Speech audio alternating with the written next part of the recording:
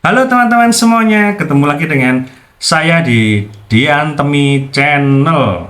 Nah, channel ini mengulas dunia perbukuan, dunia perpustakaan, dan juga dunia informasi. Buat teman-teman semuanya yang tertarik dengan channel saya, jangan lupa di subscribe, lalu kemudian di like, di share, dan buat teman-teman semuanya yang ingin menulis pesan atau berdiskusi dengan saya, silakan kalian tulis di kolom komentar. Nah, sebelum saya masuk ke sesi inti apa yang mau saya bahas di sini, saya ucapkan dulu salam literasi.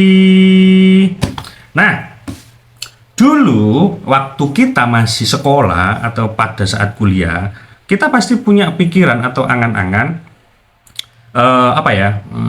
bagaimana sih caranya kita supaya kita tuh bisa membuat sebuah buku atau bagaimana supaya karya kita itu bisa diterbitkan dan menjadi sebuah buku.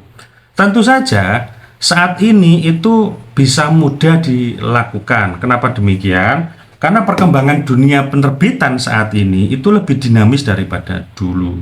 Saat ini penerbit itu bisa dibedakan menjadi dua. Yang pertama ada penerbit mayor, lalu kemudian yang kedua ada penerbit minor. Tentu saja bagi penulis pemula kayak kita-kita ini, jika ingin masuk ke penerbit mayor atau penerbit yang skalanya besar, tentu ada ketentuan dan syarat yang memang harus kita penuhi di situ. Nah, salah satunya adalah apakah naskah kita itu bisa masuk dalam seleksi mereka apa tidak. Nah, itu penting. Kenapa demikian? Karena ada nilai komersialisasi yang istilahnya yang mereka tuntut di situ, yang mereka tekankan di situ. Nah, suka atau tidak suka, memang penerbit mayor itu mereka menerapkan sistem royalti.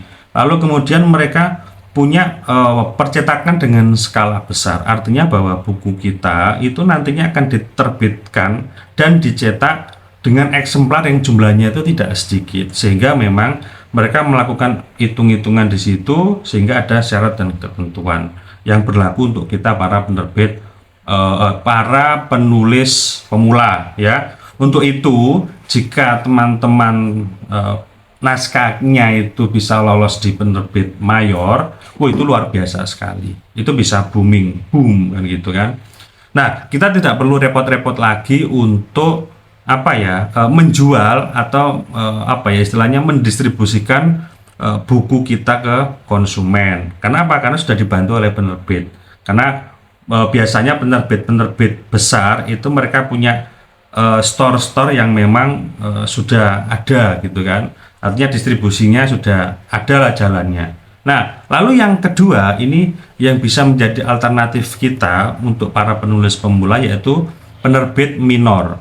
Dalam hal ini ada istilahnya namanya self publishing ya. Artinya bahwa seorang penulis pemula itu bisa menerbitkan buku di penerbit-penerbit yang skalanya kecil, lalu kemudian penulis juga bisa mencetak bukunya sesuai dengan kebutuhan, sesuai dengan modal yang dia punya, lalu kemudian si penulis itu bisa mendistribusikan, bisa menjual naskahnya itu sendiri, sehingga nanti sistem royaltinya ya 100% jadi hak kamu gitu loh, 100% jadi milik kalian para penulis pemula.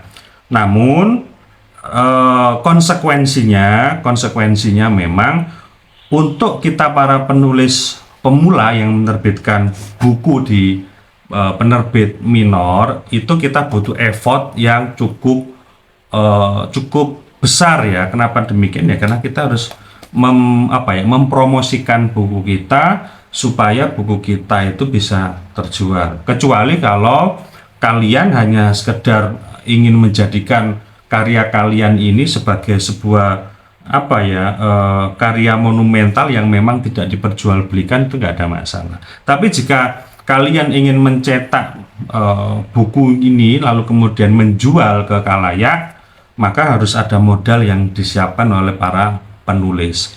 Ya, contoh misalkan kalian punya modal 1 juta, kemudian kalian terbitkan naskah tersebut ke penerbit minor, maka nanti hitung-hitungannya ya uang 1 juta itu kalian akan dapat ISBN, akan dapat buku, ya kan? Lalu kemudian ya tinggal dihitung aja, hitung-hitungannya nanti akan dapat berapa eksemplar. Nah, seperti itu.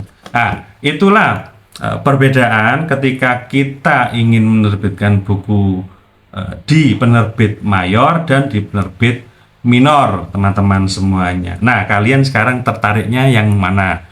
Mau menerbitkan di penerbit mayor atau di penerbit minor? Apapun wadahnya, tetaplah berkarya, karena dengan berkarya kalian akan membangun sebuah peradaban yang besar untuk negeri ini. Itulah yang bisa saya sampaikan di sini kepada teman-teman semuanya. Jangan lupa buat kalian semuanya yang tertarik dengan channel saya, di subscribe, di like, di share, dan tulis pesan di kolom komentar. Oke teman-teman semuanya, terima kasih dan salam literasi.